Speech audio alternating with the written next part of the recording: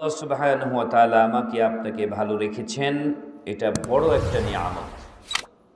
বড় একটা নিয়ামত। সুস্থতা বড় একটা নিয়ামত জীবিত মানুষের জন্য। মৃত মানুষের তো সুস্থ অসুস্থতার কোনো বিষয় না। জীবিত মানুষের জন্য কি বেশি নিয়ামত? সুস্থতা।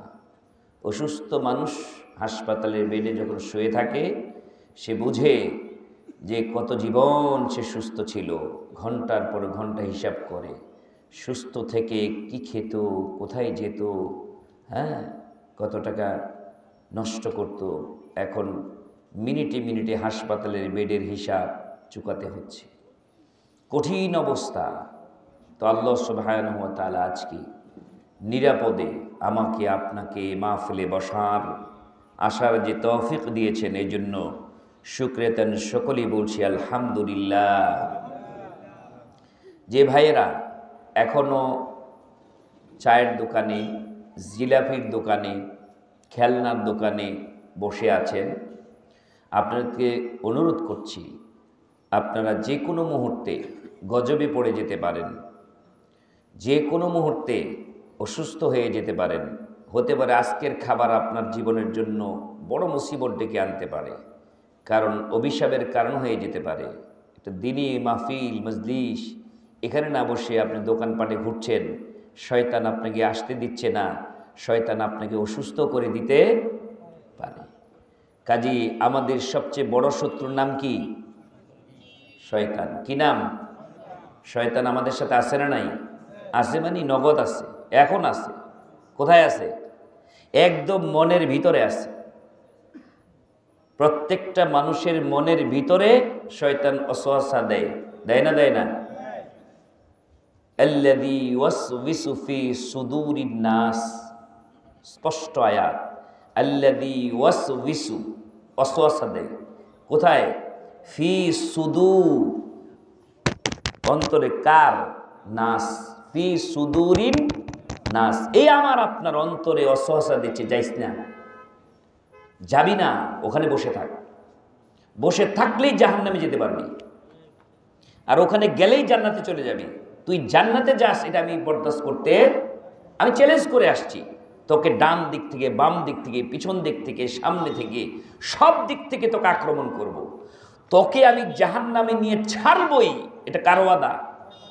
শয়তানের। আর আল্লাহ বলেন, আমার বান্দাকে আমি ক্ষমা করবই যদি আমার পথে চলে আসে। ক্ষমা করবই, ক্ষমার জন্য আমি বসে আছি। ক্ষমা না চাইলেও ক্ষমা করব, উসিলা খুঁজবো। ক্ষমা না চাইলেও এই মাহফিলে এসে ক্ষমা চাই নাই, কিন্তু এই মাহফিলে ঢোকার কারণে মাফ করে দিলাম। এই মাহফিলে ঢোকার কারণে কি করলাম? তাও ফেরেশতাদের সাক্ষী রেখে বলছে, যারা এই মাহফিলে ঢুকলো তাদেরকে আমি মাফ করে দিলাম। কেন? এটা জিকিরের মজলিস। জিকির মানি আল্লাহ স্মরণ যেখানে হয়, এটাই জিকির। তো সবচেয়ে বড় জিকির, সবচেয়ে বড় জিকির, উত্তম জিকির আছে না নাই? সবচেয়ে বড় জিকিরের নাম কি? সালাত। সবচেয়ে বড় জিকিরের নাম কি? ইন্নাস সালাতা তানহা আনিল ফাহশাই ওয়াল মুনকার ওয়া লাযিকরুল্লাহি আকবার। সবচেয়ে বড় জিকিরের নাম কি? সালাত।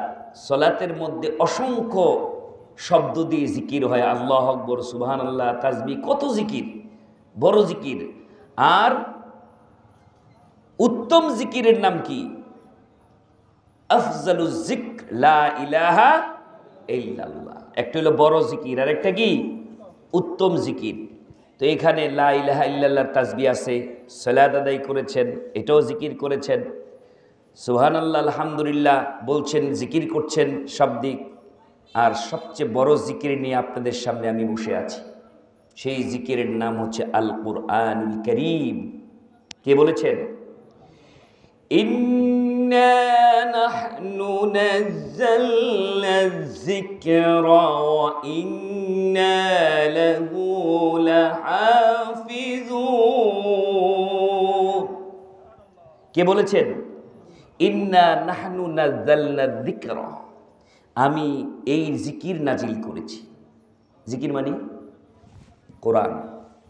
জিকির শুধু ইল্লাল্লাহ ইল্লাল্লাহ না, জিকির সালাত, জিকির কালিমা তয়্যিব লা ইলাহা ইল্লাল্লাহ, জিকির কুরআনুল কারীম, জিকির খুতবা। জিকির কি? খুতবা, ভাষণ।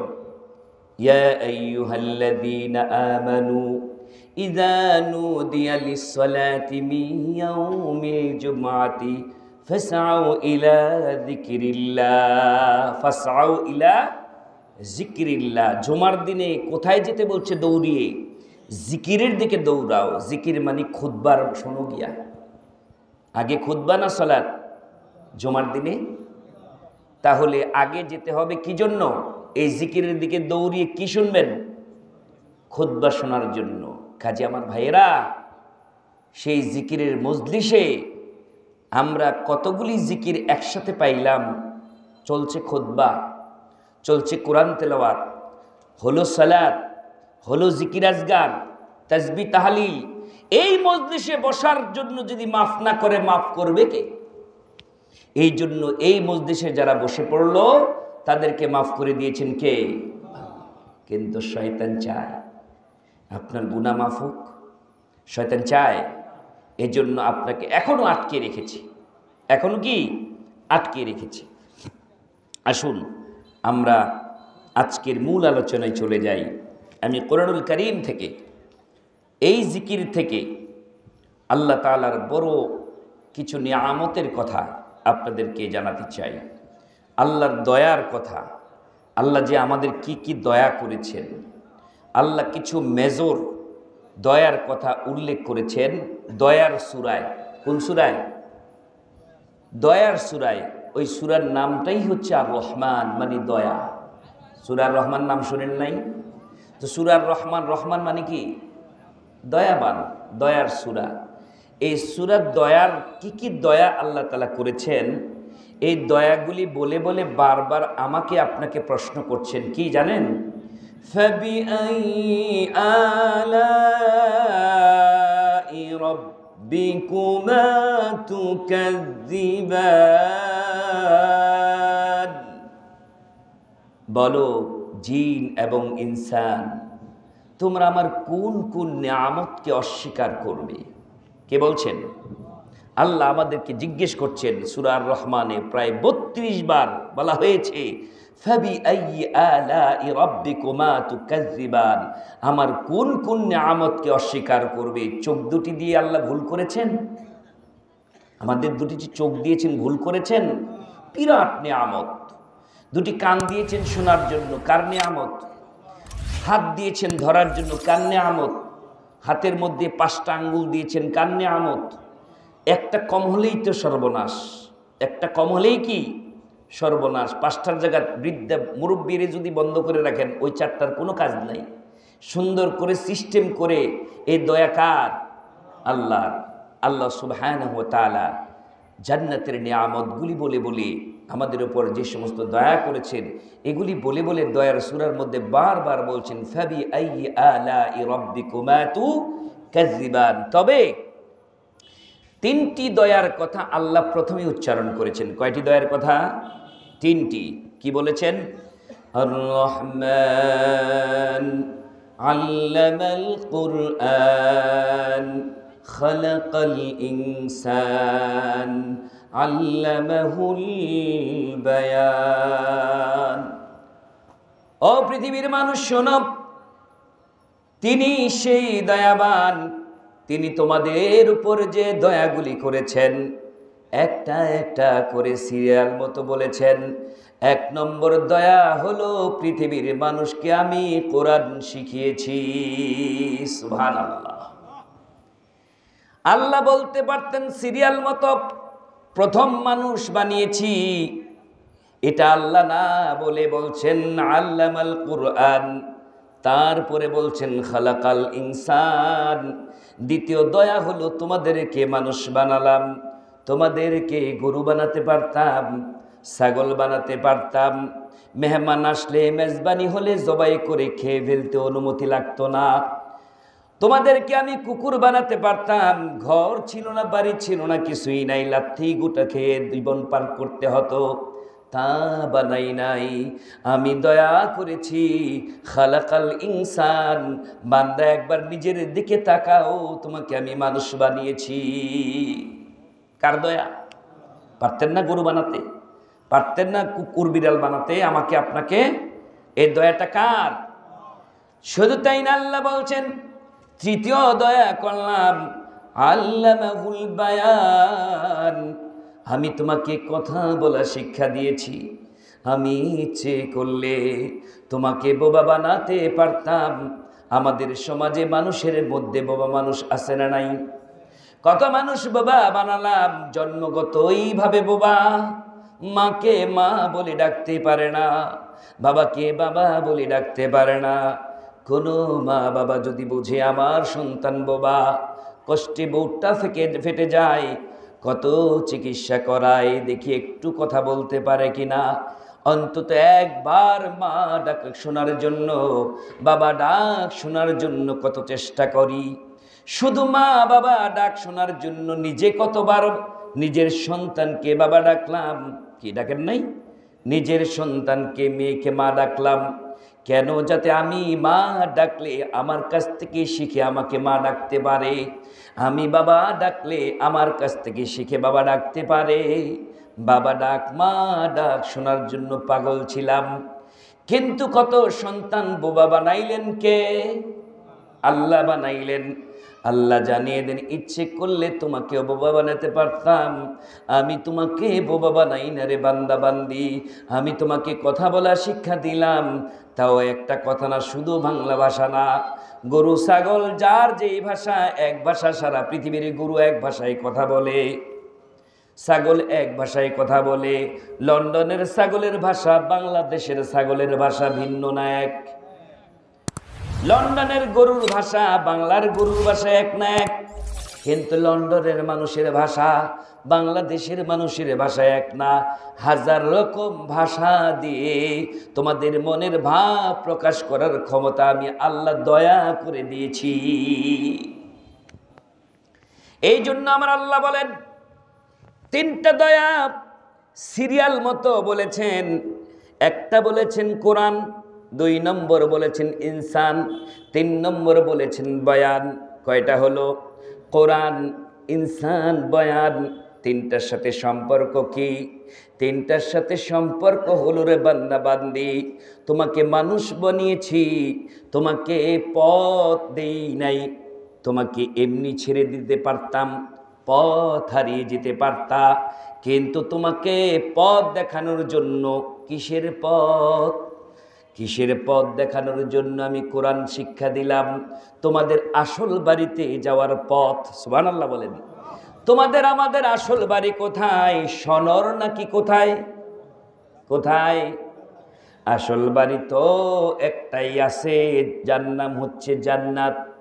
ওই বাড়ির মালিককে আল্লাহ দয়া করে ওই বাড়িতে আমাদের জায়গা দিবে চিরজীবন থাকার জন্য। জান্নাতের বেলায় বলা হয়েছে হুম ফিহা খালিদুন, সারা জীবন থাকার জায়গার নাম জান্নাত। পৃথিবীর কেউ সারা জীবন থাকতে পারবে না। কত মানুষ চোখের সামনে চলে গেছে। আজকে যারা ওয়াজ শুনে, আজকে 46 বছর, এই 46 বছরের কত মানুষ চলে গেল, কত যুবক নতুন করে আবার বড় হলো। এভাবেই চললো। দুনিয়া থাকার জায়গা না। দুনিয়া থেকে আসল বাড়িতে যেতে হবে বান্দা বান্দি। আসল বাড়িতে যাওয়ার প্রতিবন্ধকতা হিসাবে শয়তান তোমাকে পথ ভুলিয়ে রাখবে। শয়তান দিবে না তোমাকে আসল বাড়ি যেতে, তোমাকে নকল বাড়িতে যাওয়ার কায়দা শিখাবে। নকল বাড়ির নাম কি? জাহান্নাম। কাজে আমরা কোন বাড়িতে যেতে চাই? কে কে যেতে চান? জান্নাতে যেতে চান না? আসল বাড়ি কি বাড়ি বলেন? আসল বাড়ি। গান গায়, বাড়িওয়ালা নাই রে বাড়ি নাই রে দুনিয়াতে, বলে না? বলে না? বাড়িওয়ালা নাই রে বাড়ি নাই রে দুনিয়াতে। এই গান সবার জন্য প্রযোজ্য। যারাই বলি আমার বাড়ি আমার বাড়ি আমার গাড়ি, দাদা বলছে না আমার দাদা বলে নাই এটা আমার বাড়ি, দাদার পরে দাদাই মরার পরে আমার বাবাই বলতো এটা আমার বাড়ি, এখন আমি বলি এটা আমার বাড়ি। আসলে বাড়িওয়ালার বাড়ি, আসল বাড়ি কোথায় আমাদের? আমাদের যিনি বাবা, আমাদের যিনি মা, সারা পৃথিবীর মানুষের মা বাবা দুজন, নাম কি? আদম এবং হাওয়া ছিলেন কোথায়? কোথায় ছিলেন বলেন? জান্নাতে ছিলেন। তো আমরা যে ছেলে মেয়ে, আমাদের বাড়িও তো জান্নাতে। সুবহানাল্লাহ বলবেন না? তাহলে আমাদের বাড়িতে যেতে চাই না? তো একটা ছেলে যদি হারিয়ে যায়, 5 দোনা মোড়ে, বাড়ি সনদ, নাম বলতে পারে না, ঠিকানা বলতে পারে না, একটা লোকে যদি তাকে চিনে, তার বাড়ির ঠিকানা জেনে তাকে বাড়ির ঠিকানা বলে দেয়, হেল্প করে, ওটা বড় দয়া না? মোড়ের মধ্যে কানতাছে পোলায়, বাড়ি নাম বলতে পারে না, কোন রোড দিয়ে যাবে বলতে পারে না, সবাই চিপস কিনে দেয়, সবাই কি করে? খাবার দেয়, চিপস কিনে দেয়, কিন্তু বাড়িতে যাওয়ার পথ খুঁজে কেউ দেয় না। কিন্তু একটা লোক বাড়ির পথ খুঁজে দিয়েছে, এই যত মানুষ চিপস কিনে খাওয়াইলো, ওদের দয়া বেশি না যে বাড়ির ঠিকানা বলে দিল তার দয়া বেশি? কে কাজটা ভালো করলো? কে দয়াটা দেখালো? আমার আল্লাহ বলেন, আমি দয়া দেখাইয়া এই মানুষগুলিকে বানালাম মানুষ, এই মানুষগুলিকে, ইনসানগুলিকে আমি জান্নাতে নেওয়ার জন্য আগেই বলে দিলাম, কোরআন দিয়ে দিছি, ভয় নেই, বাড়িতে যেতেই পারবে। কাজী আমরা যদি আসল বাড়িতে যেতে চাই, লাগবে কি? পড়তে হবে কি? জানতে হবে কি? যদি কোরআন না জানো রে বান্দা বান্দি, তাহলে কিন্তু আসল বাড়ির ঠিকানা পাবে না। আর আসল বাড়ির ঠিকানা না পেলে ছন্ন ছাড়া হয়ে যাবে, বিটা বাড়ি ছাড়া হয়ে যাবে। সারা জীবন তোমাকে কষ্ট করতে হবে। সারা জীবন কি আমরা জাহান্নামে থাকতে চাইনি? চাই না, চাই না। আসল বাড়ি যেতে চাই। আসল বাড়ি যেতে হলে অবশ্যই কোরআন দরকার, আছে না নাই? আছে। এই জন্য আল্লাহ প্রথমেই কোরআনের কথা বলেছেন। আসলে কিসের কথা বলেছেন? মানুষ সৃষ্টির কথা আগে বলেছেন নাকি কোরআনের কথা বলেছেন? আল্লাহ বলেছেন প্রথম দয়াটা হচ্ছে আল্লামাল কোরআন, আমি তোমাদের কোরআন শিক্ষা দিয়েছি, আর এটা হচ্ছে আমার সবচেয়ে বড় দয়া। আমি তোমাকে ইনসান করে খাওয়ালাম, পড়ালাম, চিপস কিনে দিলাম, হ্যাঁ, খাওয়ালাম, পড়ালাম, এগুলিতে একটা আমার দায়িত্ব করেছি। কিন্তু আসল দায়িত্ব হলো এই পৃথিবীর থেকে যেন আসল বাড়িতে যেতে পারো, সেই কাজটা করা। সেই কাজটাই আমি প্রথম করেছি, তার নাম হচ্ছে আমি তোমাদের কোরআন দিয়েছি। তাহলে আল্লাহর নবী বললেন যে আমি তো চলে যাব, সাহাবীরা, আমি তো থাকবো না। আমি তো সারা জীবন চেষ্টা করেছি আমার চাচা, জেঠা, আত্মীয় স্বজন সবাইকে নিয়ে যেন আমি জান্নাতে যেতে পারি, কিন্তু আমার আপন চাচাও আমার সাথে জান্নাতে থাকতে পারবে না। আমার বাবা মারও কোনো গ্যারান্টি নাই।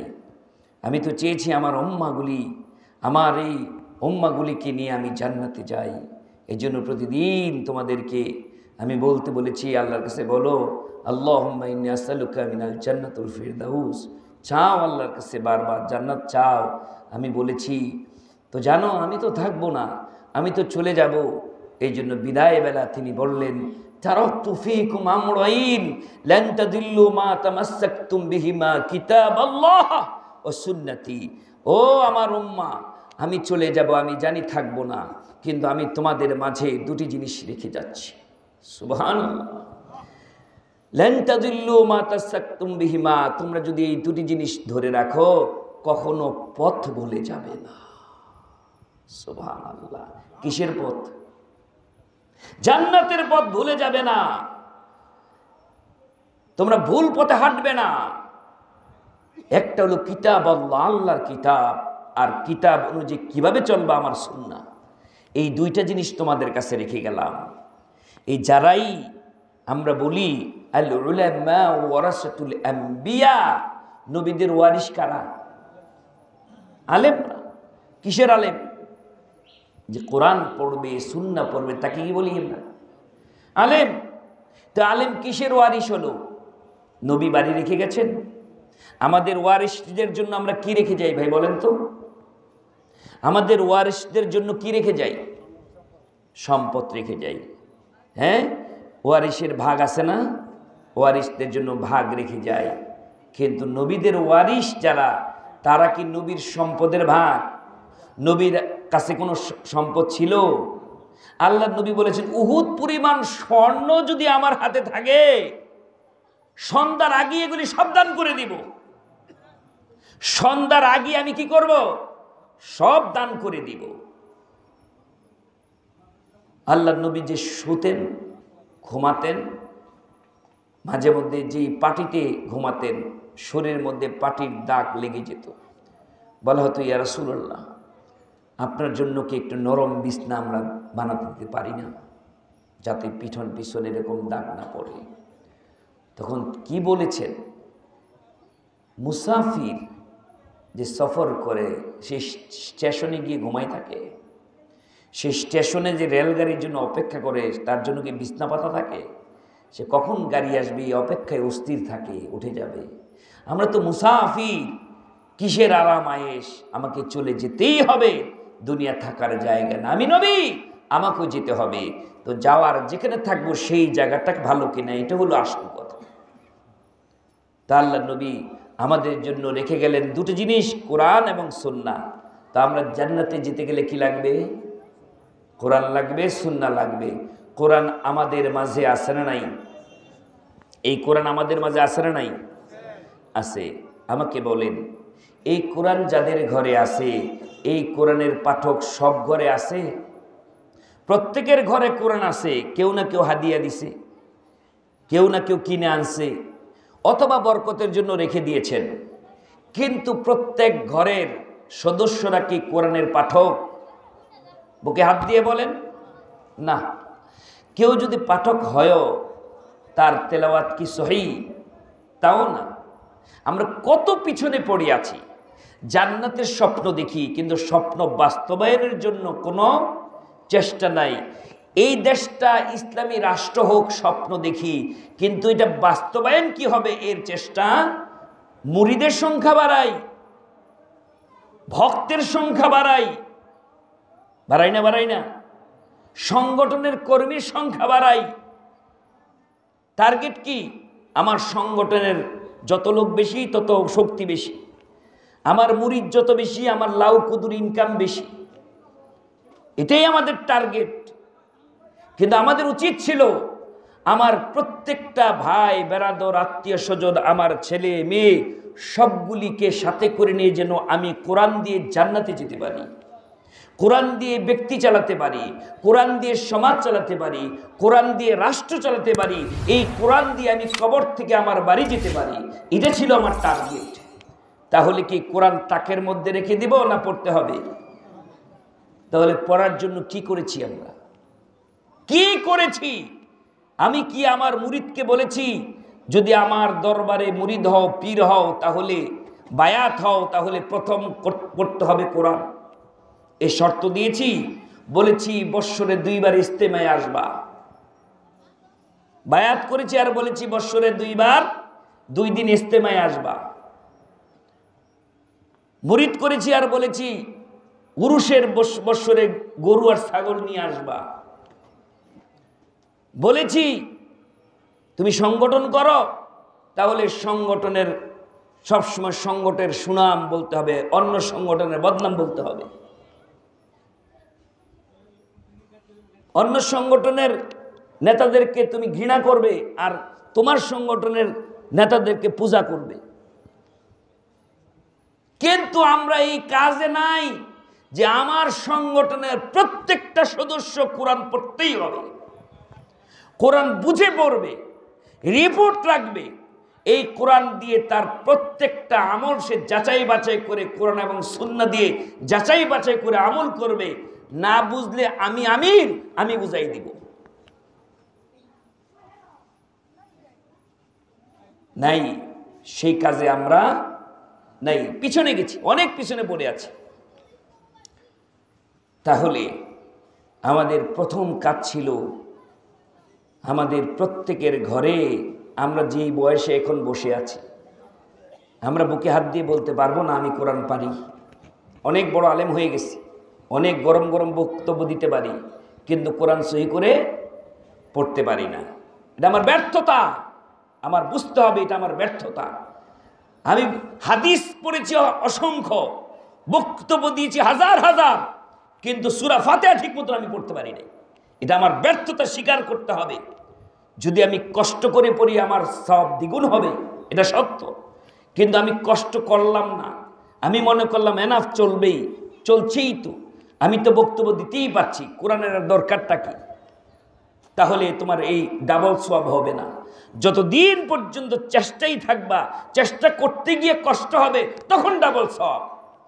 আর তুমি ধরে নিয়েছো যে যতটুক শিখছি এটা তো চলছেই, দাওয়াত তো পাচ্ছি, আমার আর শিখার দরকার নাই, তাহলে ওই ডাবল সওয়াব তুমি পাবে না।